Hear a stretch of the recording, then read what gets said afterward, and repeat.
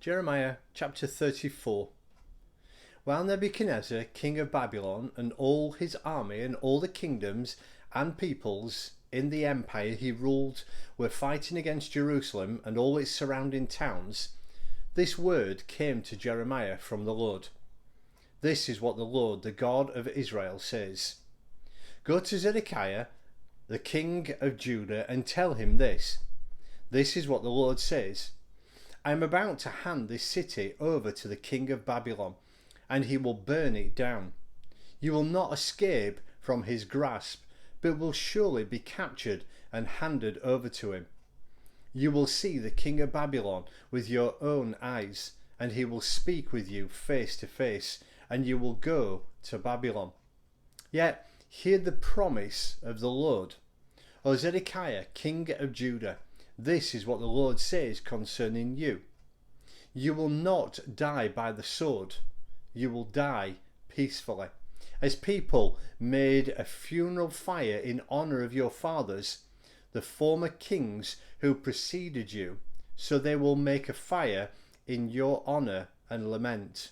Alas, O Master, I myself make this promise, declares the Lord. Then Jeremiah the prophet told all this to Zedekiah, king of Judah, in Jerusalem, while the army of the king of Babylon was fighting against Jerusalem and all the other cities of Judah that were still holding out.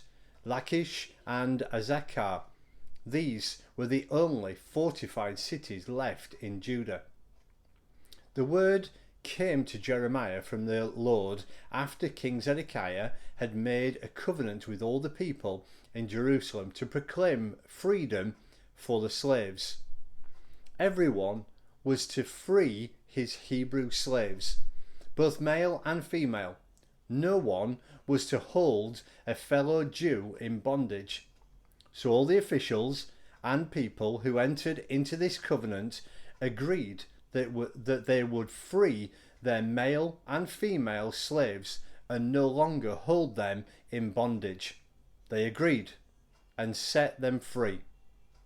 But afterwards they changed their minds and took back the slaves that they had freed and enslaved them again. Then the word of the Lord came to Jeremiah. This is what the Lord, the God of Israel, says. I have made a covenant with your forefathers when I brought them out of Egypt, out of the land of slavery. I said, every 7th year each of you must free any fellow Hebrew he has sold himself to you. After he has served you 6 years, you must let him go free. Your fathers, however, did not listen to me or pay attention to me. Recently, you repented and did what is right in my sight. Each of you proclaimed freedom to his countrymen. You even made a covenant before me in the house that bears my name. But now you have turned around and profaned my name.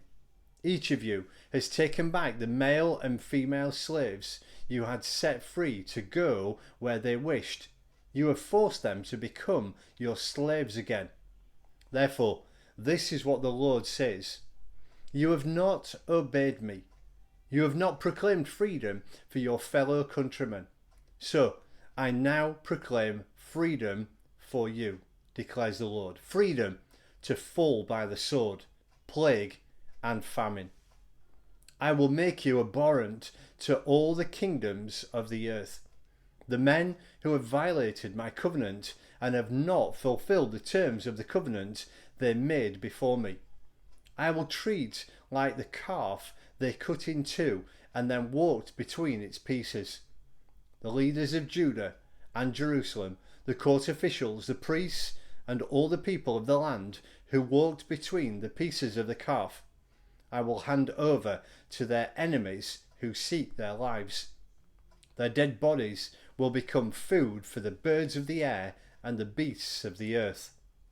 I will hand Zedekiah, king of Judah, and his officials over to their enemies who seek their lives, to the army of the king of Babylon, which has withdrawn from you. I am going to give you the order, declares the Lord. I will bring them back to this city.